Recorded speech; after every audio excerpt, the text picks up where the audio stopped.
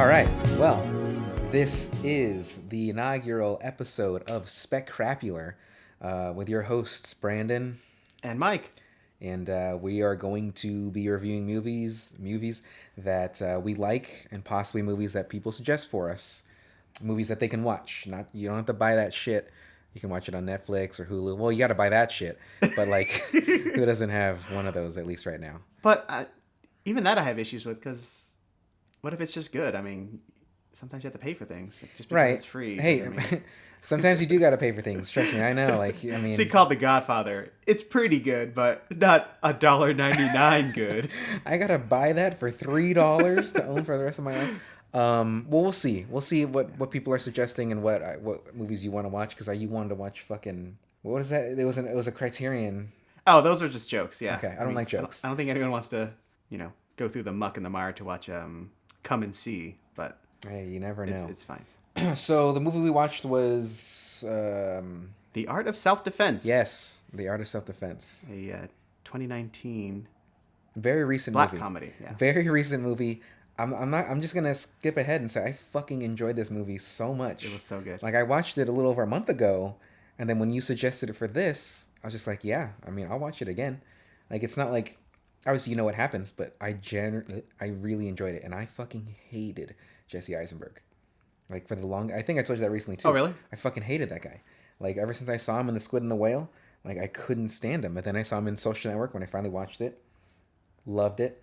And he plays this fucking wiener so good. He's like a Michael Cera, but 30 times better. And no disrespect to Michael Cera, because hey, you got to roll, like, deal with it. But like, he plays the wiener so good, like a coward. And yeah, I don't know. I like him now. I do. I mean, he still was a horrible Lex Luthor, but anyway, yeah. So tell us about the movie. What is The Art of Self-Defense? All right, so I'm going to read just a little line to kind of give you just the overview. So sure. A 2019, like I said, black comedy. So after being attacked on the street, a young man enlists at a local dojo. Oh, you know what this is? They've kind of spelled it. Should be enlisted. Anyway, led by a charismatic and mysterious sensei in an effort to learn how to defend himself from future threats.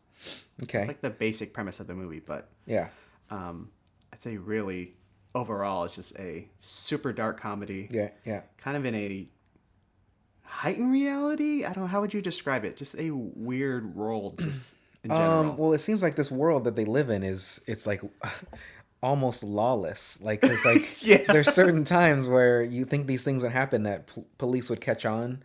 Like at the beginning. Not to skip into the movie yet, but like he's attacked, right? And then you hear the news like, oh, another fucking mugging happened, and it's like that's the sixth one so far. I'm like, sixth? How many has this happened for the police to really like take this shit serious? I like how their remedy is just stay in your house, yeah. Or if you go out, carry a gun or a knife. And I love that fucking gun shop owner. But also how when they describe Jesse Eisenberg's character, which his name is Casey, that they're like, local dog owner. Like 35-year-old dog owner. Attacked in the street, mugged in the street. Anyway, so yeah, tell us more about the movie. So who's in the movie besides Jesse Eisenberg? All right, so written directed by Riley Stearns, who he's done one movie before. Yeah. Which I kind of, because of this movie, I really want to watch it now. That one was called Faults. So okay. I want to look up Faults. Is it about the San Andreas Faults? It's about a cult.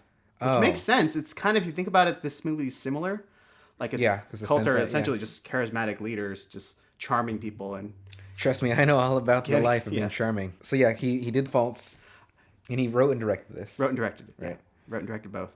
And apparently coming up, he's doing Duel, but I don't know if it's a remake of the Steven Spielberg one. But anyway. I thought you were going to say Alexander Hamilton against Aaron Burr. That Duel. No, there's no way. No, okay. So, written directed Riley Stern, starring Jesse Eisenberg, Alessandro Nivola. Nivola, yeah. I don't know. I feel like I've seen him before, but I don't know what it is. Well, everyone knows him from Face Off because he's the brother. That was the brother in Face, the fucking wiener with the glasses brother? Yeah. Holy shit. I like him a lot better now. Because looking back from that, just some fucking little wiener guy. And then now you see him, he's kind of hard. And with the beard, even the stubble and shit. Anyway, okay. You think he's handsome? Is what you're saying? Very yeah, handsome. easily. Yeah, I like if you look at his stuff, like he's been in a gajillion things. I'm like, oh, I've seen a whole bunch of Okay. that stuff, but Okay. normally he's just like the supporting character. But Right. so them two, and then also Imogen Poots. Which I really enjoyed. She had like a slight like roughness to her. And as I told you before we started recording this, like I recognized her from somewhere, and then you told me she's from Green Room. Yeah. And I really enjoyed Green Room too. Rest in peace. What's his name? Anton. Yeah, Anton Elchin. Yelchin. Fuck, man, that sucked when he died because he's so goddamn. He's younger than us. Yeah. And obviously way more successful. Not as good looking, but like not to talk ill about the dead. But yeah, I really like her. I really like the whole cast, even the supporting characters, like the other people in the dojo too, which I don't have their names written down because they don't care to me. They're supporting characters. I don't care. It's funny because a lot of the cast is just other guy, gun store owner. Yeah. He doesn't. Guy number 1, guy number 2, guy get bitten by dog. So that's the movie. Yeah. That's what it is. And then so like I said, there's a first episode. I don't really want to just be, because is it even a review show? Like we're not saying. Well, I think what we'll saying? do. I think what we'll do is we'll start with, obviously we have what the movie's about, roughly like a synopsis and stuff, and who's in it. I think we can go over just our take of the movie, like what we took away from it, what we enjoyed. Try to go from beginning to end, and just parts that we liked, and like I'm sure we'll have a lot of the same notes because we have similar senses of humor and stuff like that. But yeah, I mean that's really. And then again at the end, just our opinion if we think we'd recommend it, and okay. So what are your? You want me to go first? Or you want to talk? You can start. Go ahead. Okay. This is your house. You make the rules, buddy. Yeah. I took my pants off already, like you wanted. Yeah. It's required to walk in. Yeah, exactly. Like the dojo, you'd not just the dojo in the movie. You don't just remove your shoes. Yeah, my fucking sandals and socks. Everything from the waist down has to be removed when you come into my house. Not the boxers. You're understanding. Of, yeah. Okay. Modesty. Right. Whatever. Yeah. Okay. So what's up?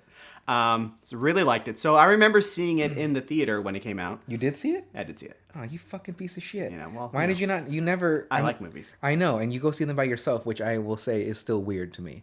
But like, I get it. If you don't have anybody to go with, or you don't, it's. Well, it's not that like it's I can get people to go to a movie like Right. on a Friday or a Saturday, but Yeah. I see a lot of movies, and not everyone wants to go on A Wednesday, Sunday morning or a Monday morning when I have the day off. So. Yeah, I mean, this is a movie that I think I even told you about. That I was like, this looks like it'd be funny, but like it wasn't even showing. Right. Maybe at like the UCI, like the small theater, right. like that one over there, but not. I'm not gonna drive to the fucking ArcLight. Yeah, well, that's exactly where I watched it. Yeah, Probably okay. at the ArcLight in Hollywood. So anyway, you saw it in theaters. Yeah. So didn't know much about it other than the trailer, which was kind of weird. And like I said, hadn't seen his first movie. But as soon as it started, like just the type of dialogue, like I wanted to say, like I kind of listened a little bit, and I want to say they didn't use like contractions in their words, like you are, like that sort of stuff. But they did use them. But just the deadpan delivery of everybody in the movie. Like I mean, even I wrote the opening scene was a perfect setup for like. I wrote exactly. Opening scene was perfect setup. How many times has the French couple gone there that he is learning French? Like when it's like welcome to like course number 12 or so you should have a firm grasp of French already. So I thought that means he had to have known everything they were saying in there, right? Well, I think that they just showed up. Then why is he learning French? He just happens to be learning French because he likes French. And I do remember, the guy leaving the voicemail, like, maybe if you want to visit like Grant or whatever, the boss's name. Okay. But then that's fucking solid even there. Yeah. The fact that he pretty much knows everything they're saying. So movie opens with Jesse Eisenberg kind of rocking. Casey. Oh, yeah, his name's Casey. Yeah. And then this French couple comes in to this little coffee shop, just a regular American fucking coffee asshole shop. French people, though. Like, just her face. It's just disgusted as soon as she walks in. The guy even, like, this is all shit. Anyway, go ahead. Sorry. Yeah, so it's... And then he listens to them, and then them they kind of make fun of him a little bit. A lot of it. Not realizing that he understands. Yeah, like I'm talking about his wiener and stuff like that. Yeah. But that was, to me, that's a great opening because that once you see that he's in his car and he had the goddamn tapes in there, like he knows French. I was like, man, like this guy. Kind of a lot of those moments where it's just the director's giving you a little bit and then just pulling the rug from underneath you. Yeah. So there's pretty much a payoff for every little thing that they set up. Even I don't want to say what happens at the end, but like. Oh, we can. I mean, this is full of sport. Like we're just going to talk about. Right. Okay. So fine. I noticed it in the second watch, but like after he had the new dog, that you see the bandage on the guy's arm, like on his wrist. And I didn't catch that the first time, but obviously the second time I knew it was going to be there. But like, it's there. You just have to be observant. And again, it pays off later when you fucking see the bite on it. Anyway, so opening scene, I thought it was funny, and just shows how he's that type of person. Like he's not confrontational. He's very awkward. And again, Jesse Eisenberg plays that character so well. Like I said, it makes sense that the director's first movie, just call him Riley. Riley's first movie was about cults, and this one is kind of like I know you haven't taken karate or whatever. I took Taekwondo. Okay. The laughing stock of all martial arts. I made it to legitimately, I think I made it to brown belt, and I think my brother made it to purple. They were just giving that shit out like candy. Like it was just like, oh, you have $100 for the belt? Here you go. Here's your belt. And like, I remember some of the stuff from it, but I could not, if someone came at me, because I've never been in a fight in my life. If someone came at me and I tried to utilize what I learned in that, I'd die. Like I try to block. Sir, please just hold this board for 1 second. I'm gonna break the shit out of it. Hey, try to swing at me from an upper swing down point of view, and I'll block it. And then I can't. I'll die. I'd rather just kick the dick and just run away. So anyhow, then when he goes to, go ahead. Yeah. So, but I like it. Kind of just sets up just the tone, really, of his well, character. just him as a character. Like it's just he's like the perfect mark for a cult. Yeah. Like just So male, he's susceptible sad, to, yeah. lonely. Much like your life. Yeah. Yeah. 35-year-old former dog owner. Oh God. Recently put down dog owner, living alone, having Right. many things to cry about. But and kind of naive too, right? Yeah. Like so he's just and any encouragement from anybody. Yeah. Like he'll listen. He's all about it. Like he got a little bit of praise from the sensei, and he'd like suck his dick. Yeah. So those guys at his work at the table, those 3 dudes, obviously all assholes. You wish they were your friends? Yeah. The main guy, the guy that had the magazine, the Q magazine or whatever, he reminded me of the guy that did Primer. Jake Ruth. Yeah, the time travel movie, which Primer is That's another. not him, right? I hope not, but it looks like him a little bit. Which another movie, guys, Primer, great movie. Ooh, we could do that one too. Yeah, but I mean, if we do that, this would be like a 3-hour fucking podcast about trying to understand that goddamn movie. Primer is great. It's on YouTube actually. If you watch it, you have to look up Primer. It has subtitles, but you can turn them off and you can watch it for free. But yeah, those guys were just fucking dickheads, and I loved every minute of it. Just on how awkward it was for him, for Casey. And that's another thing. A note I wrote is, I felt genuinely awkward most of the time watching him, like just how he would just cower, and like just accept everything. I think one of my favorite shots. Super early, like it's just right after the coffee shop. It's him at work, and he like waves at somebody as he walks by, and then it turns around and he looks. Him. It's just like this look of fear. Yeah. When he looks back, yeah. Like every interaction with every person is just it's a standoff, right? And he's just not winning any of them. And it like made me feel almost as uncomfortable as the first time when I watched Lars and the Real Girl. Okay. Like I could like the first 30 minutes of that movie, I was just really uncomfortable because he's talking to a fucking doll and stuff like that, and I was just like, oh my God. But then you see it's Ryan Gosling, so I mean you enjoy it because he's so good looking, like God, and he's fucking with Eva Mendes. Yeah, I was gonna say Eva Longoria. I knew that wasn't right. And Eva Mendes, I mean, she is so ugly. Like she is just so ugly. God. Anyway, but yeah, I just felt really like just uncomfortable watching him at first. Then obviously as he progresses in the movie, he gets more confident in himself. Was there anything else you want to talk about with him at work besides that he's just so squirrely? No, like just kind of the overall themes of the movie. I would just say, I enjoy just like the savage takedown of just masculinity in general. A lot of it in the movie. Even when they rode up on the motorcycle, do you have a gun? Like, what? Like, and then obviously the payoff and that dog food bag was so generic. I fucking obviously when he goes to the store too. Other name brands. Well, I imagine they're name brands. They look like it. But then he gets just dog food. Like, it was just perfect. And then when he... Right, so to set up just how he gets hurt, just in general. So he goes home after work, realizes his dog needs some food, his tiny little Dachshund. Yeah. Also, it's a German dog. Yeah. I just love people talking to dogs as like normal people, like Yeah. having regular conversations. Like, I'm not gonna cuddle you anymore. Like, Yeah. I'm sorry, I forgot. purpose. Like when he forgot the food. Like Yeah. he's just talking to a dog. Obviously, the dog clearly doesn't understand Yeah. and probably hates him. Ah, You know, I'm sure that dog would eat his face if he died. If he died. Yeah, if the dog would just devour his face. you gotta do what you gotta do. Yeah, exactly. Anyway, so he goes to the store late, gets some dog food, and then as he's walking home, that's where he gets mugged by the roving motorcycle gang. Right. They chase him down and just beat him up a little bit, and then they stomp his face a couple of times. Yeah. Then he ends up in the hospital. The little girl that walks into his room kind of reminded me of Dora the Explorer, because her backpack, she had a little like a bob haircut from the back, and I wrote that down thinking maybe she's exploring a hospital. Oh, so I wish I had a boss like Grant, just because how like, hey man, He's super nice. yeah, and then obviously later in the movie, his voice doesn't match his voice, or his voice doesn't match his face. It didn't seem like it. But like, he's like, hey man, you got all the vacation in the world. You take that. Hey, I'm here for you. And then later you find out, hey, you haven't been to work lately. I've been using my own money to help you. Like, yeah.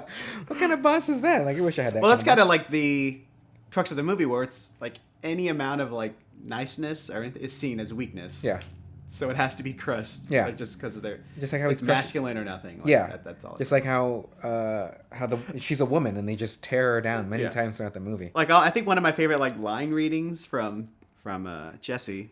What's his name again? Casey. Like when the guys, like the douchebags in like the coffee room at work are talking about like, man, that Grant, he's the worst, right? I'm gonna burn down his house. Yeah. Like he's like, I think his wife just had a baby. Yeah. I know because I just went to like, The barbecue at their house. Yeah. It was a really nice, Yeah. And they're just nice staring at selection him. of meats. Yeah. Like so thoughtful, so nice. Very caring.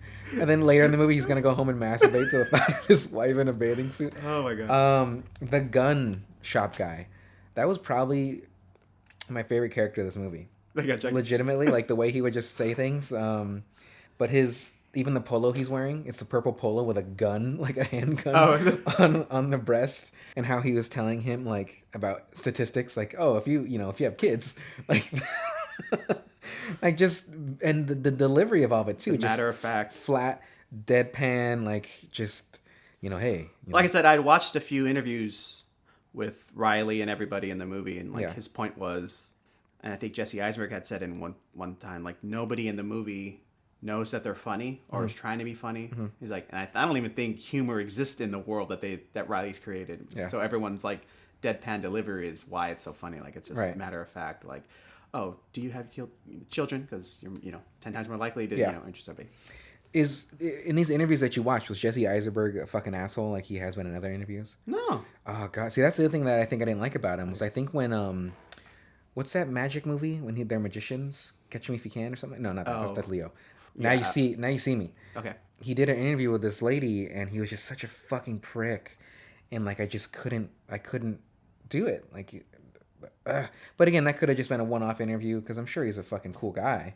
But like, well, because I've heard other ones where he's very like deliberate in the way he speaks, right? But like he's better than me and he knows it, kind of thing. Well, like he's not into the the whole Hollywood life and that sort of stuff. Sure. That you don't really see him. And like I said, I mean, just depending on the interview, like I'm sure they've done like dozens upon dozens of interviews. So he might have just been like near the end of that.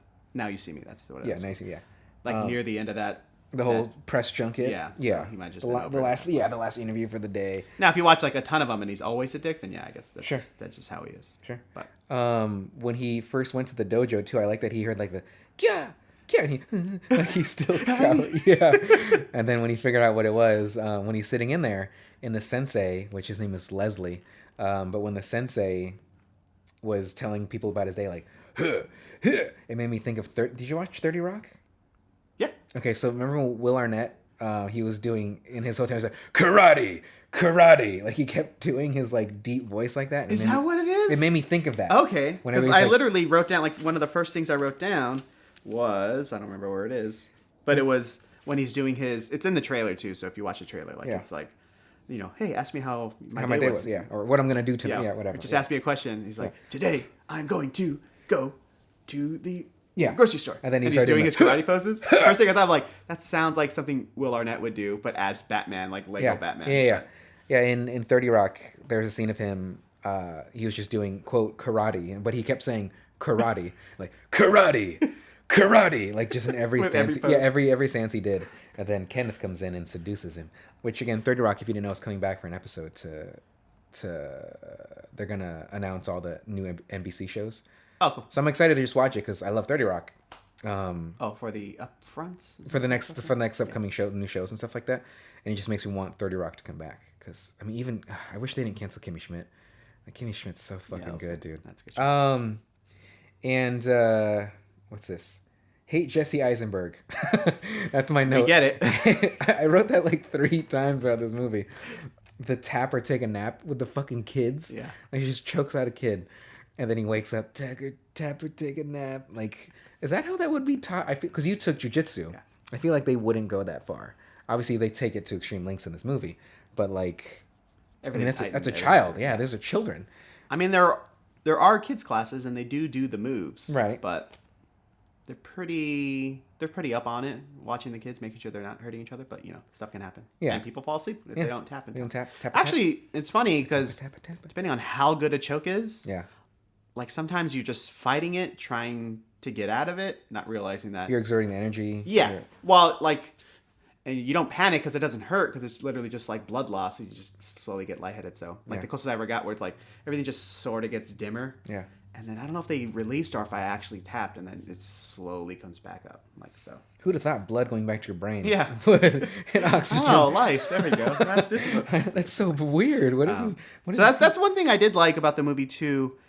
And it makes sense when I looked into Riley that he did do jujitsu. Yeah. Oh, okay. It's like it's a karate movie, but there's actually a lot of grappling, a lot of chokes and Yeah. stuff like that. Yeah, and, breaking arms and that sort of stuff too. I'm like, oh, I wonder if he has a history in that. So it makes sense that he does have a history in that because there's a lot of little details. Yeah.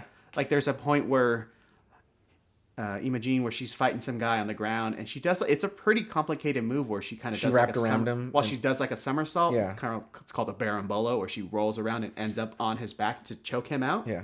Like, oh, that's a pretty complicated move. So either they had like. That was when she like destroyed the guy's face, Yeah. right? Yeah. Okay. But first, like the move to spin around him, Yeah. and they showed most of it to get onto his back to choke him to put him to sleep. Yeah. So it's a pretty complicated move. So I thought like either they have like a really good stunt guy who taught him everything, or Riley has experience in Yeah, it. maybe they took like a couple weeks to just kind of learn some shit prior to filming, so they can. But I like how he uses. If I can interrupt you. Sure, Mark. sure. I like how he uses his experience and his knowledge of, well, one, just masculinity, just being a guy, and two, his knowledge of martial arts in general. Yeah. To know that there's like a little bit of, like it deserves to be mocked a little bit, like a little bit of the craziness Sure. of that. Like, Yeah. you take it too seriously, and the bowing to the master, and I thought that was fucking. Who did I think? Who was the old U.S. U.S. Secretary of Defense? Colin Powell. Colin Powell? Kind of reminded me of Colin Powell in that picture. The picture of the guy. Yeah, it looked like it. Like when he's holding the sword and stuff like that. When I first viewed it. Well, that's part of the ridiculousness. Like he even talks about it. Of course, Alessandro. Sensei, he talks about it just deadpan, like, oh, this bout that he made himself and awarded to himself. And then it's funny how he says like he killed the other owner, and it's like with an index finger. That means he probably shot all of them too, right? Yeah. He just shot 3 dudes and killed them. He said he used his index finger to do it. And I like that payoff too, because they had it early and then later. Also, what did you think about Henry, the character of Henry, the guy, the blue belt that was Jesse Eisenberg's, Casey's friend? That like tied his belt for him and stuff like that. I kind of got a creepy vibe from him. He kind of reminded me of just like he seemed very, I don't want to say weak, but just very like heavy into the sensei as well, and like, and just any praise he would give. But he gave, to me, he kind of started off creepy, knowing that he's just friendly, but like at first I was like, ooh, this guy's. I like the idea of him as maybe like the runt of the litter. Pretty much. Like someone that everyone can kind of, not that everyone picks on him during the movie other than the sensei, just the sensei does it. But just someone that tries hard, but just doesn't have it, which is fine. Like not everyone should be, some martial arts expert. Sure. So he's used just kind of like something that everyone can just kind of make fun of, shit on a little bit. Shit on a little hard. Yeah, again, at first I was kind of weirded out by him, but then obviously realizing that he just wants to please the sensei. Yeah. Just like everybody else pretty much. Just like a cult. Weird how that came full circle. How you saying, Cole? Yeah, so the sensei's just like disgusted by him, like Yeah. ugh, Well, like he's less than. it didn't seem like it at first, of course, but then obviously later you know he shows up to the night class when he shouldn't be there. That's also one of the things it's kind of used a lot when describing movies, and especially like with Game of Thrones, subverting expectations. That's season 8. Yeah. Although I didn't even see the show, but I'll still shit on it. Like it can get to the point where it's like you're not just subverting, you're just kind of taking stuff away that people have earned. Or deserved. Yeah. But anyway, the movie kind of does a good thing where it's subverting like these tropes in like martial arts movies a little bit too. Sure. So even the way, spoiler, I mean we're already doing it, but the way that Henry dies in the movie, where it's the trope where he hangs himself. Yeah. With his belt. With his belt. With his blue belt.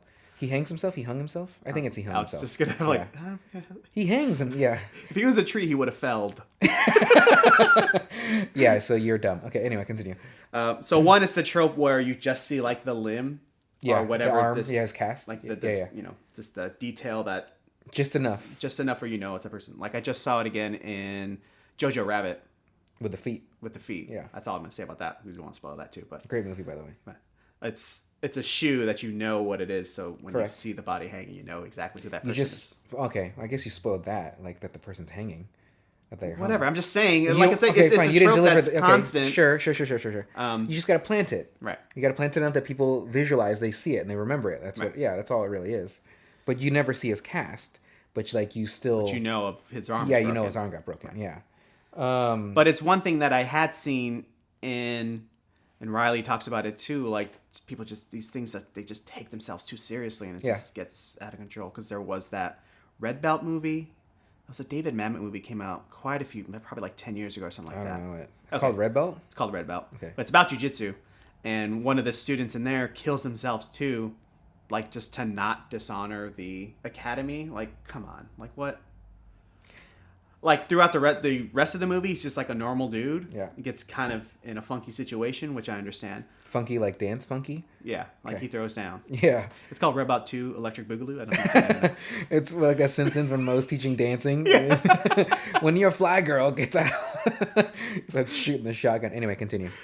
But like any normal person, mental health issues notwithstanding, where that would be an issue. But someone who goes from completely normal to, I'm just going to jump to suicide because like tradition and, not wanting to bring dishonor to the dojo. Yeah. Like, it's silly. Like that's an element of martial arts that gets kind of like, there's just an element of just worshiping this deity almost, that's your sensei. Like you just don't want to bring he's a dishonor. fucking god. That he's all that is all knowing. And I'm glad you brought up mental health, just because obviously it's only really as of recent that people are taking that shit more serious. And like growing up, like even when in my early 20s, that wasn't a thing that was talked about. That wasn't something that was like, oh, I need a mental health day. It was just like, you had to go to work. Like you had to figure it out. So now for me, I want to bring up probably one of my favorite parts of the movie. Kick with your fist and punch with your feet. Like that whole thing. I mean, there's a good payoff for that too. But like, that's the most ridiculous thing I've ever heard when it comes to probably anything. But it's so just gold. Yeah, it's just so gold. Kick. I'm sorry. What is it again? Punch like a kick. Kick with a fist and punch with your feet. I mean, again, I thought that was fucking great. And when he was hitting the guy, like obviously the guy hit him first, hit Casey, knocked him down. But when he does it to the other dude, he's like, "Hey, that was good. It felt like a punch, very weak punch, but like I thought that was, again, anytime." This movie is so absurd. Like, right. Every little detail. Yeah, I enjoy it. Yeah, and it's, I don't know. I think obviously the payoff for that too was gold. We'll get to that, but just that explanation. Then whenever there's a misogyny talking about Anna, which is the Imogen's character. Imogen? Is that how you say her name? Imogen. Imogen? What the fuck am I? Anyway, it's like when I tried to pronounce, whatever the words? Hyperbole? I say what, hyperbole? And what was the other I fucking said? It's hyperbole and... Yeah, first off, like podcasts, just for me speaking, sure, probably not the best idea because I'm a bit of a mush mouth. Yeah, that's why I was almost regretting having you read the synopsis. I said, this motherfucker can't read. He can barely write. As long as we don't talk about real world or road rules, yeah, like we should be fine. Right. Okay. I don't know why I wrote why karate. Did they say that in the movie? Like, why karate? What do you mean? Oh yeah, when the sensei asked him, like, why are you doing this? And he gave him like a list of things to say. He's like, what if it's none of those? He's like, do you want me to read it again? Like, what a fucking dickhead. Like, I mean, it really should be fill in the blank, not 4 options to choose from. And then sandals and socks. I mean, and they're fucking the Velcro socks. I'm sorry, the Velcro sandals, not like slides. Like, that to me is the epitome of my father, or just somebody thinking like someone much older than me. I mean, I see it. I mean, I'll do it occasionally if I'm going out to take out the trash real quick, but I'm not gonna go out. And again, the fact that they're Velcro ones, like fucking, like if you're gonna go on a trail, or you're gonna go to not even the beach, because the beach I'd wear slides or the little toe ones, but then the way they did like the close up when he was taking them off when Casey first went back, was like spitting up food on the mat and shit. Yeah. Oh god, I thought that was kind of fun because. Well, I think he uses it as a way to humanize the sensei. Sure. Because one, he almost has 2 faces. Could you think of him as, like I said, the sensei, the deity, everyone that, they bow to him. Like he literally says, when the class is over, bow to me. And they, literally those words bow to me. And then bow to, the Grandmaster. Grandmaster on the wall. Which kind of sounded a little KKK, right? Grandmaster, Grand Wizard. Did I get that vibe? That's just you. Okay. The guy's black. I know, I get it. But I'm just saying, like, Grandmaster, okay, whatever. We'll scratch it. I'll edit that out. Yeah. But I mean, so they use that. So he has 2 faces. So one, like he's almost worshipped in one end. Yeah. But 2, he's human in that there's that montage near the end of the movie where he's just running the business. Yeah. So he's cleaning up, vacuuming. Yeah. Cleaning the toilet. Seems fairly lonely too, because he says even early in the movie, he says like women are to only Casey, for... like, oh, you kind of remind me of myself a little bit. Yeah. So he's probably just a sad guy in and of himself too. Sure. So you felt a lot like him as well. Yeah. Just without people looking up to you. Like really, like just alone. In here, I'm a god, but then outside in the real world, he's just some douche. Yeah. Just some guy. Yeah. Like when he does taxes, just like you. Well, actually, he probably doesn't do his taxes because if he's fucking blackmailing people. So another good thing was when the equipment room, he's like, hey, you don't go in there. And when he opens it, he kind of just squeaks in. it. Like the door just barely open enough that he can slide in. And then like you hear the slight, like the noise of his fucking sandals. Like, I don't know why specifically, because I've, like I said, I see a lot of movies in the theater, but I specifically remember, and maybe they're just well spaced out. Yeah. But like me and like other people, like there's, like I said, I saw it like probably in the morning, like on a Friday or a Monday or something like that. So it's like, it wasn't full. Mm-hmm. The theater wasn't full, but there's just little pockets of people. But every little joke landed because I was giggling to myself, and I could hear other people giggling. Yeah. Like just more. Other like people alone. Yeah. Yeah. Other losers alone. Yeah. As opposed to just a broad, wasn't like a full whole house audience. Watching, Yeah. The Hangover, something like that. People just rip roars, laughter, or something like that. But it was just every little joke, like just pinpoints and very specific. It was super funny. I enjoyed and you know that I'm not even the type of person to laugh out loud. Like I don't. Also true. Guffaw. Like I don't guffaw. I'm more of like a like I keep it low. Not that I'm embarrassed, because I'll you've seen me genuinely laugh too. Yeah. But like in movie theaters, I do not laugh out loud. To the point where I yell at him later on, like, why don't you laugh? I remember the first time you brought that up too. Like I forgot what we watched, and you're like, do you not laugh? And I was like, yes, motherfucker. It's just that you're like, bah! Like you have a loud laugh. Yeah. Well, I have more of a humble, like even like I'm embarrassed. Like I want to put a fan over. I'm like, I just see your little hands like in your lap. What a round of applause. Yeah. I'm just like, I don't want the director to get too full of himself. You did a good job. You did a great job. Like he'll know. Like he's there behind us. Like, listen, please make this guy laugh, please. Biting his nails. Like, come on, Brady. God, this is one guy. Everybody else is laughing. This motherfucker's not laughing. He burst through the doors. Yeah. That's the best we had, guys. Yeah. Just couldn't get it. Scrap it. Just fucking throw it away. It down. So when he gets the call from the gun shop owner and like his everything cleared, how he asks for Casey and he's like, oh, this is him. Oh, I'm sorry. You're a man. My mistake.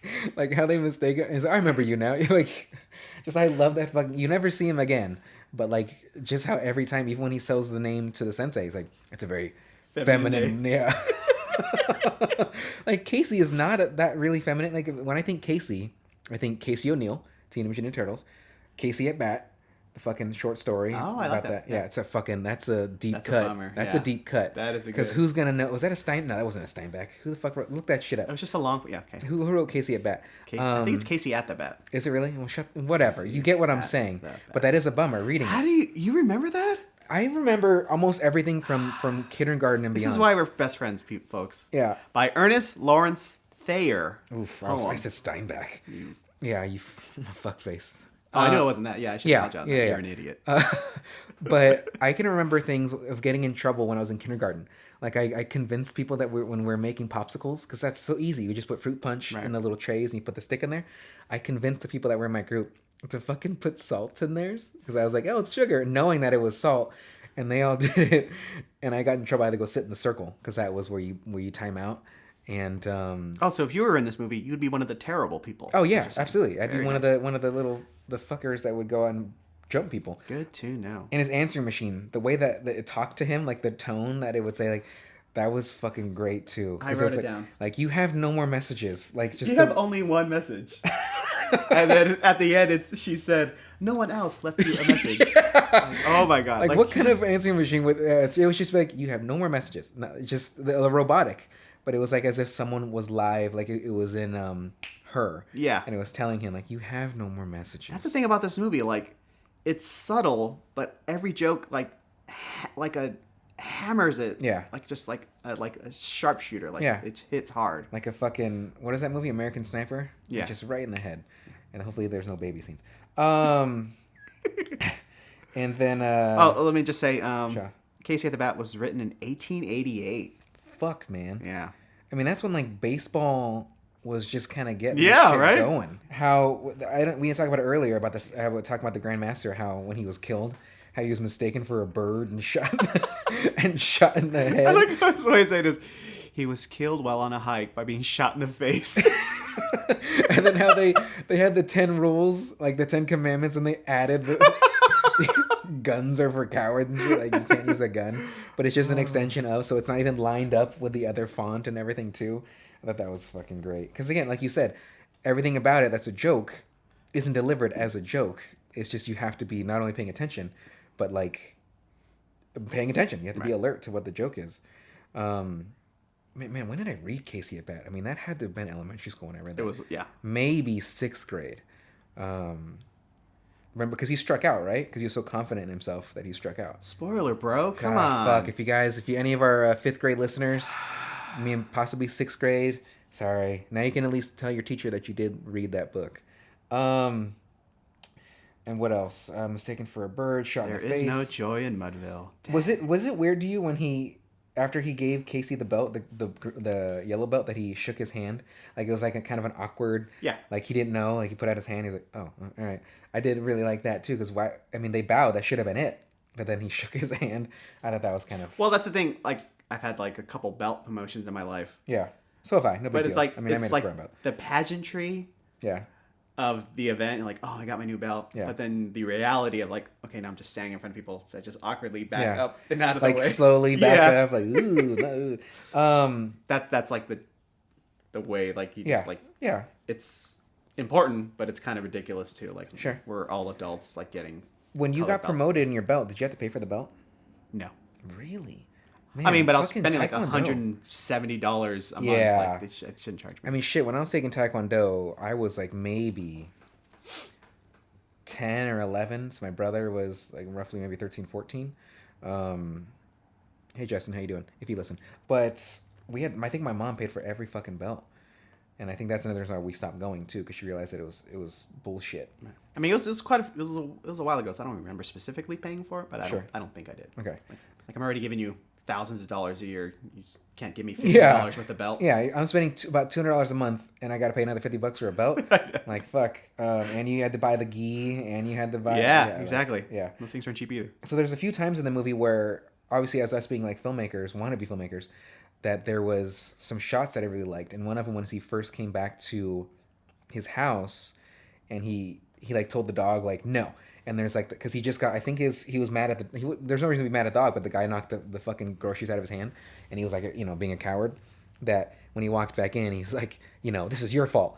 and he walked away, and the Actually, camera. so let's explain that a little bit better. Okay. So He's been in class for a couple months now. Sure. So Or, he has an yeah. actual altercation out in the real world Right. with some douche in a red truck. Right. Where the guy dings his door. Yeah. But With his door. with his own door, Yeah. and the guy just kind of big brothers him a little bit, pushes him. Yeah. So Jesse gets upset. Did he push him or did he knock down? Oh yeah, he pushed. He like gave him a hard shove. Yeah, and he dropped his bag. He's crying on the way back to his house, which again, that scene I like too. Keep calling him Jesse. Casey. Yeah. Character Casey. Yeah. I know what you're saying. Yeah. But so yeah, he gets home and the camera starts at the doorway and then pans with him. Or not pans. I'm sorry. Actually, yeah, it pans with him, and then it's slowly pulling out too. So you see the I see dog. a lot of those little movements. Yeah. That's Yeah. right. You see the dog, just the very top of the dog's head, and then he comes back in the frame. Like when he exits frame, he comes back in mere seconds, and he already has the belt on. I remember laughing because there's no way you could put that fucking belt on that quick. But I remember laughing. Then he comes back and apologizes to the dog too, because it's not the dog's fault. Oh, it's like his little binky, his blanket that he keeps with him. That gives him. Yeah, the belt. Yeah, it gives him Safety. security. Yeah, Yeah, it's like the security blanket. Linus. Yeah. From Peanuts.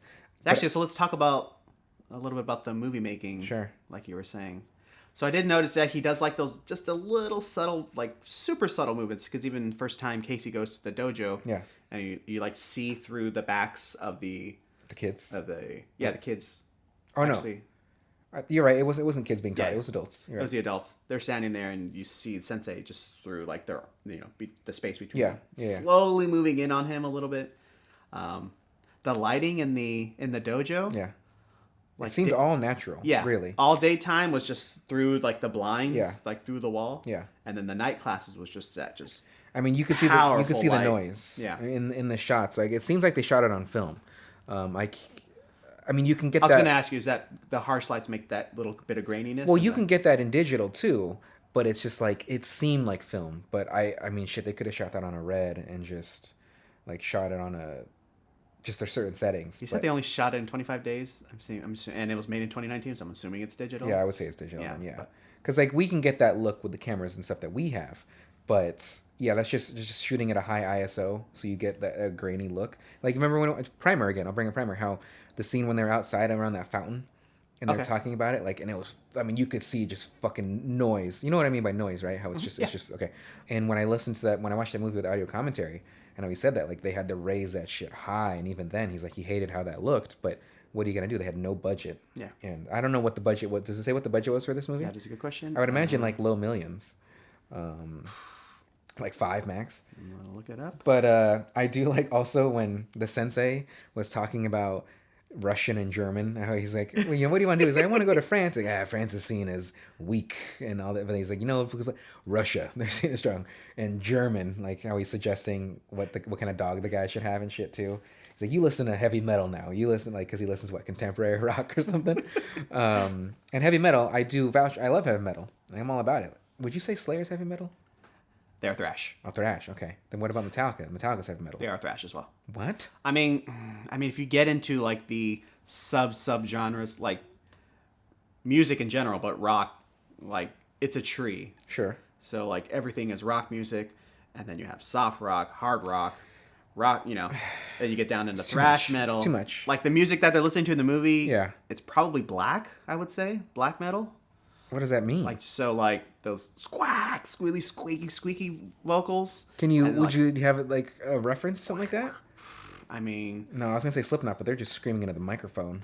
yeah, no. So I would say like Deaf Heaven, like that's a band that would be like our What about, Cradle like, of Filth. That Cattle would be Decapitation? Cattle Decapitation. No, Cattle Decapitation is more like punk. No. They're definitely Thrash? not thrash. Oh shit! Now you make me forget. Now we sound like idiots because you don't know what. You sound like an idiot. I don't know music.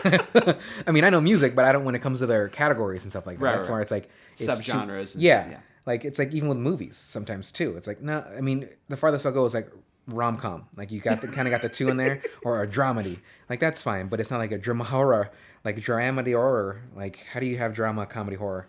Yes. Well, so what was the budget? Does it say what the budget was? It does not say what the. Okay. I would think low millions, like max. Fuck, even saying 10 million sounds like too much. I would say like 5 max. Sorry, death metal, of course. Death. Okay. So Cattle Decapitation would be like death metal. Okay. So death metal would be like more like Yeah. Like- yeah. dark or deep growly vocals. Sure, Black sure. metal would have like more quack, What would you consider Danzig or Misfits? punk, horror punk. Horror punk? Well, I guess kind Is that a thing? Horror? Oh god, I don't want to get into this. I don't want to get into this. Well, shit. misfits would just be hung. Yeah. And then later on, yeah, it gets Mother. it gets dicey. Good. Okay. Anyway, I used to fucking hate Danzig. Like, there's a lot of bands that my friends listened to when I was growing up, like in my teenage years, that I hated at the time. But as an adult, Did I call Danzig a horror punk band? Probably people yell at me saying that too. I feel like Danzig would show up at the front door, no shirt on, and just want to fucking fight you, with his fucking deathlock in front. But like a lot of bands that my friends listened to, like initially when I heard The Faint, I didn't like The Faint, and I grew to like them. There's a this guy's name was Barr, like Barr.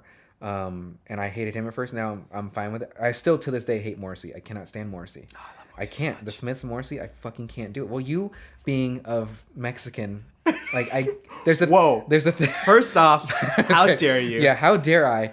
But secondly, you're 100% correct. I don't get it. Like, why is it like any like Spanish or any Mexican friend I have, no matter fucking how hard they are, like love Morrissey. I'm like, what the fuck?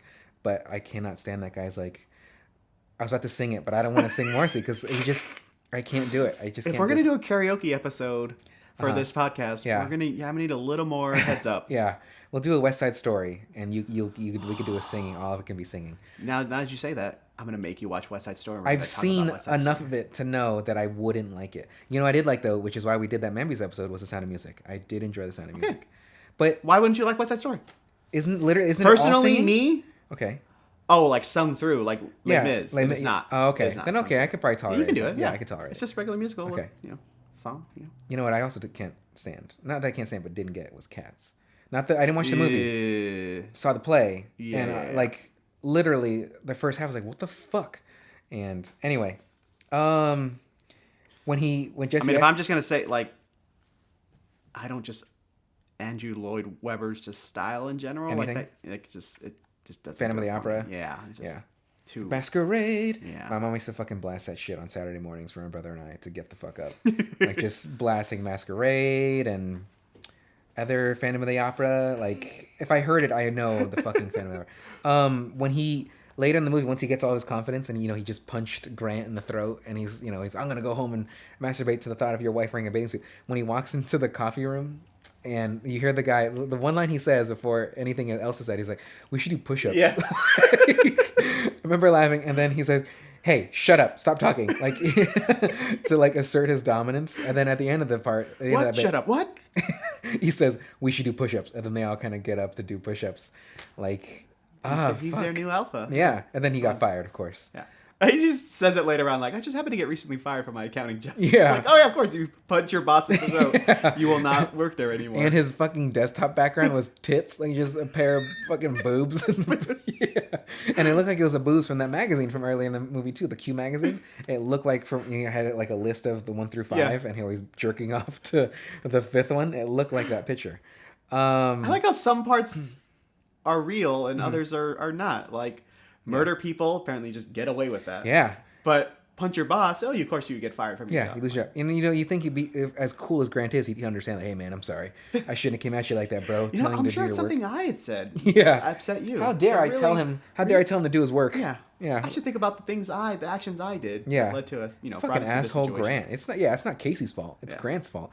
Let's see so something that I completely forgot from the first watch was after the night class, the cool down. They're like taking off their clothes. Yeah. You see some fucking dick. Full on. Like uncircumcised dick. Yeah. And what I wrote here was that caught me off guard, just like when I watched Sausage Party, the end orgy scene. Yeah. Like that fucking came out. I remember seeing that scene. Like, that's one you did laugh out loud at. I did laugh out loud. Like I enjoyed it, but it was completely unexpected. Yeah. And like, everybody fucking Had you heard about that at all? No. I did not know about that. I didn't know. Like I knew obviously the movie, the context of what it was going to be, like very vulgar animated movie, but like not expecting full-blown orgy and like just it wasn't like I was disturbed by it, but there was a couple times where I did genuinely look away. I was like, oh my god, like this is an animated movie and they're just fuck fest. So that scene did catch me off guard to just see that full frontal dick, and then all that male on male, and then how he gets the massage from that woman and how he's like, I'm sorry that you have to do this, man. Like, her weak hands. Yeah. And then how he was very even like nervous about doing that, like to have her give him the massage. So we can talk about that a little bit. The misogyny? Yeah. Like just I get it that it's a joke, but like, damn, that sensei was like laying in hard, because even the joke I told Mike before we started this, the one line he said, which we both had written down, her being a woman will prevent her from ever being a man. Like, I remember laughing so hard In regards to her becoming a black belt. Yeah, Anna becoming a black belt. Yeah, like Won't happen because she's... Yeah, because she's a woman. This all they're good for is how he says, like, what, for sex, and for the sex is what the women do for the men, and the men do the tandem bike for the women. Like, again, there's many times in this movie where it's just laid on you pretty thick of the how she's treated or how she's seen as a woman, and then even later when you find out that, like, the reason why she had to get her own dressing room and stuff like that is because some dudes were pretty much gonna rape her. Yeah. And like she had to fight back, and she killed the dude, like killed the lead belt at that time or whatever. Mm-hmm. And like you see how she's just like bummed telling Casey. So what happened before this, the context of why she's telling Casey is because the sensei, you find out the sensei and his Padawans, no, I don't say Padawan, but his underlings, students, they were the ones that jumped him. They are the ones that are jumping people. They're on the motorcycles. Well, that's how he gets new students. He has them jump people, potential people. Yeah, to hopefully want to learn self-defense, right? And then blackmail them later on. But like they go out on a raid. Yeah, to just go jump somebody, and I guess somebody just got jumped outside. Yeah. There's an ambulance, and so they confront a guy, not knowing that he's an undercover cop. And then Anna gets shot in the leg, just grazed, but still shot in the leg. And it appears that Casey kills the guy, mm-hmm. right? That's what it's established. He hits his head against the fire hydrant. Well, a couple minutes later, he's listening on the police scanner. It says the guy died. Yeah. Did he say it was like they got one of them, or he got one of us? They got our guy. Yeah. And then when they show that shot of the guy too, like it's at first it was kind of like, oh, is he dead? Because he's definitely bleeding from his face. And then you hear the radio, the frequency on the scanner. But like, yeah, that shit was. I mean, that was probably to me one of the more emotional parts of the movie. And it definitely bummed me out. Like I told you in the text prior, like there's quite sadness in the movie, but it's kind of... It's funny because like every emotional moment in the movie is kind of undercut by absurdity. Sure. So like when he's at the hospital or the animal hospital and his dog dies, it's super sad. But God. The explanation of the doctor, how he died. What did the doctor tell him? You wrote it down, right? I wrote it down. Like... That whole dialogue, right? That scene alone, like I was like, this is fucking great. So this is the line from the doctor explaining the way the dog died to Casey. So it's strange. He died from a punch. I'm sure of it. Only the bruising pattern doesn't seem to indicate a fist, but rather a foot. So that's the kind of movie we're dealing with here. It's just fucking ridiculous. So absurd. Yeah. So even like hers, they have this emotional scene in the car, and she gets out, and he's like, oh, that's bad. But then he happens to notice the red truck. And he karate chops he judo chops the mirror, falls out. And then I was like, man, they're holding on this truck shot a long time. He runs back and blows up the tire. Like he just kicks the tire and it explodes. What is he, fucking level 9000 Super Saiyan now? Like, I thought that was great. I was hoping that the guy would have come out. Although I'm not saying that because it's a weakness. I'm saying that that's what makes this movie funny. Like it's subverting even the emotional moments. Like it's very clever, very funny. And again, I enjoyed it.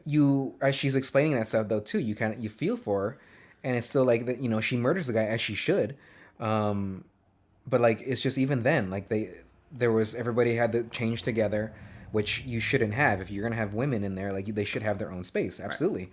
But like they thought her as weak because she kept letting him win, knowing that she was already better and stronger and shit. Like she would purposely lose matches just because he upset the hierarchy, the fucking which is again horseshit. Fragile male ego. Oh God, I mean I think the easiest way to destroy a man is make fun of his dick, and that's all. I mean, all a girl has to say, "Little dick," and you were shattered. Like you're calling the woman a whore or something. Like it's very easy to get to a man, and that dick is the way to it. I remember, like I said, I used to train a long time ago jiu-jitsu, and I recently went back to just try out some new schools. Yeah, and I got matched up with this girl, and fucking even me, and like I don't. What's her name? I don't remember. Rhonda. Miss Rousey. She went by. Yeah. RR. Like I said, I don't think of myself as misogynistic or anything like that, but But you are. But I am. Yeah. So we're starting, we start on our knees, so you don't want to take down, fall down, stuff like that. Sure. So even in my head, and why don't you want that? You don't want, like, why don't you want to take down, fall down? Like, it'll hurt your head or your neck or something? Like, hurt your head, hurt your neck.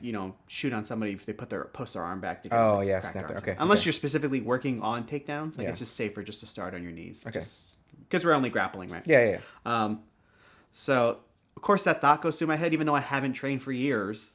I'm like, oh, let me just go easy on not go easy, but don't go too crazy. Sure. Because there are some douches that just go full. Oh, absolutely. Not even just against women. Just I have a story about that too. People in general. Yeah. Like you'll have just higher belts, like just a new white belt and just crush him. Just like that fucking guy did, the purple belt. He just kicked Casey and he's like, oh, not at the day class. Exactly. Like, again, I get it. Like you're in that you're going through it, and you might just not rationally think about it. But again, there are of course those other assholes that are just like, who gives a shit, and fucking go balls deep and hurting somebody. Yeah.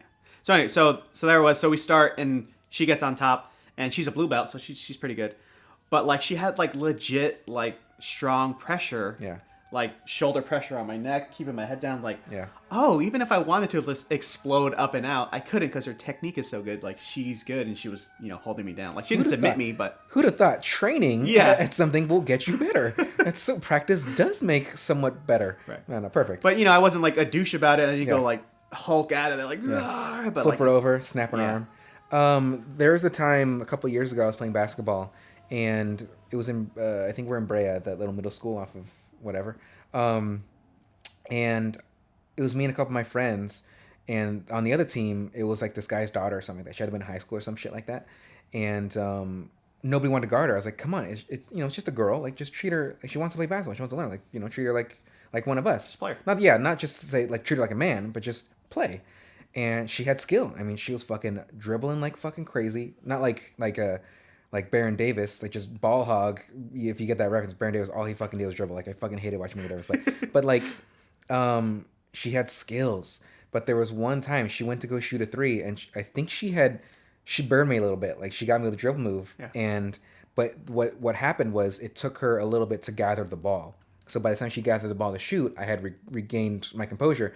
So I fucking blocked the shit out of it. Like the ball wasn't even leaving her hand. I just badoosh, smacked it, went out of bounds. And then the people that were like, dude, Brandon, that's fucked up. I'm like, what do you mean? Like, it's a girl. I'm like, okay. Like, well, I mean, you gotta play Elise. I'm like, what are you talking about? She scored like 3 on me. Yeah. And like you can see the skill she has. Why would I even do that? And oh man, you just gotta play it easier. She's younger than you. And again, I don't get it. Like, as a player, you want to play people that are potentially better than you, so you get better, you learn. And so I'm not gonna take it easy. Like, now granted, if it was somebody that you can clearly tell has no experience, like sure, I'm not gonna like expose somebody, male or female. Yeah, like, just I'm not gonna expose read them. their room. Yeah, like hey, give me the ball. Let me just fucking post this person up and destroy him. Yeah. Like she clearly had skill. So no matter who it is, if I see that there's skill, I'm gonna play like to my skill.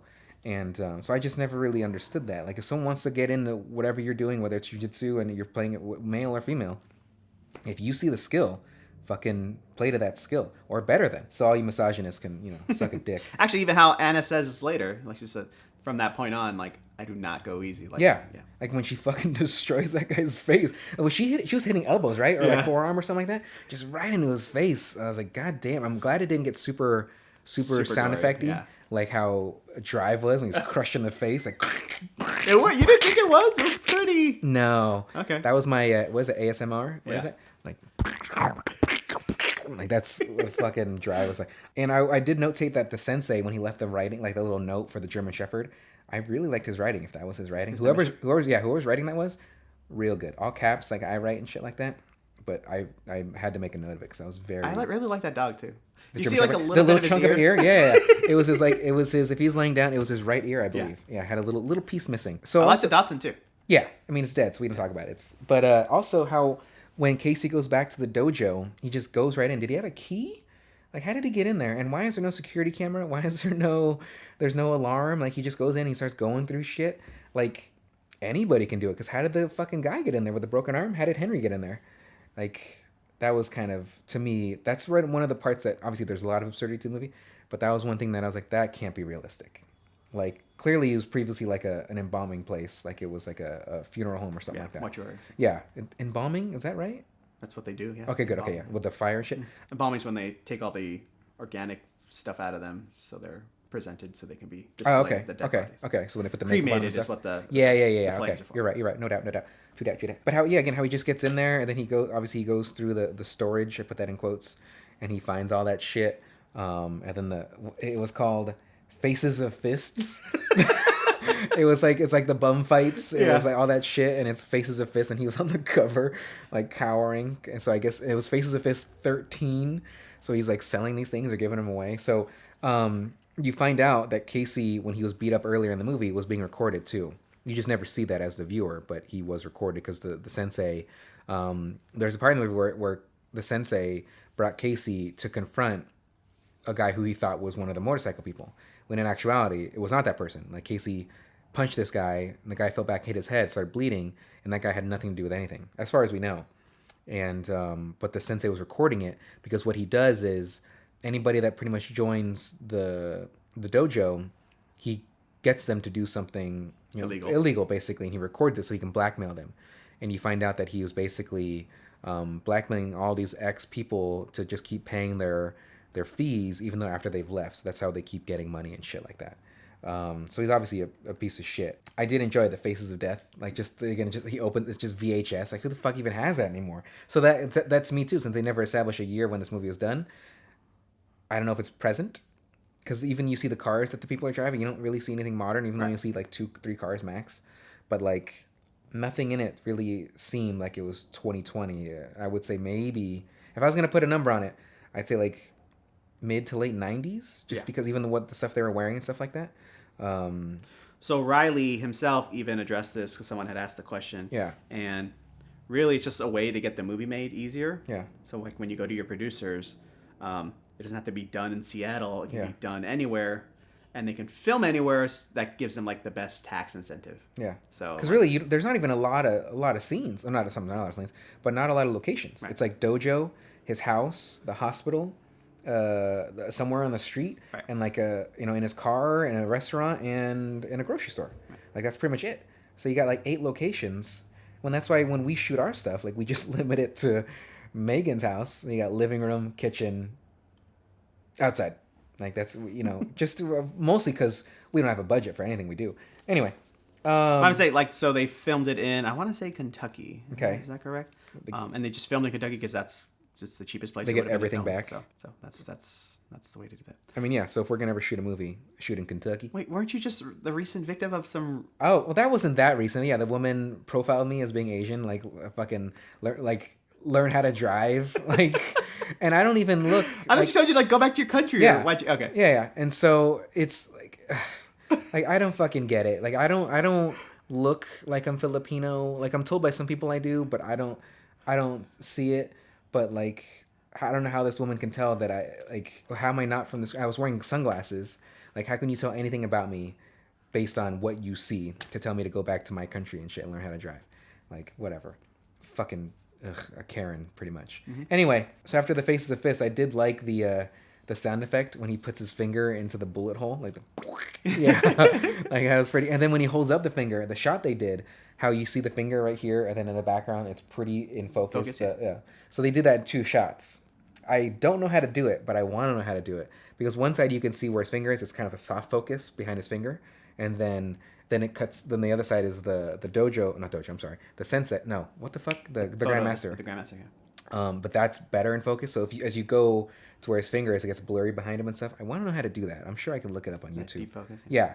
Because they've even done shots like that. Because I watch Supernatural, which is a great show as well, and they do that every now and then. I'm like, fuck, that looks pretty cool.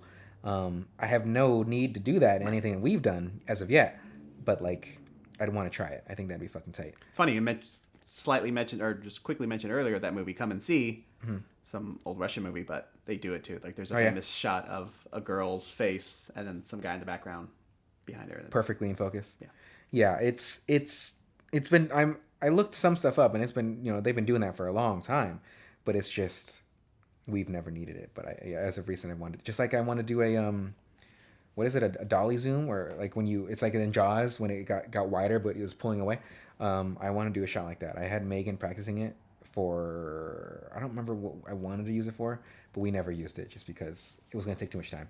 And we don't really have that kind of a lens.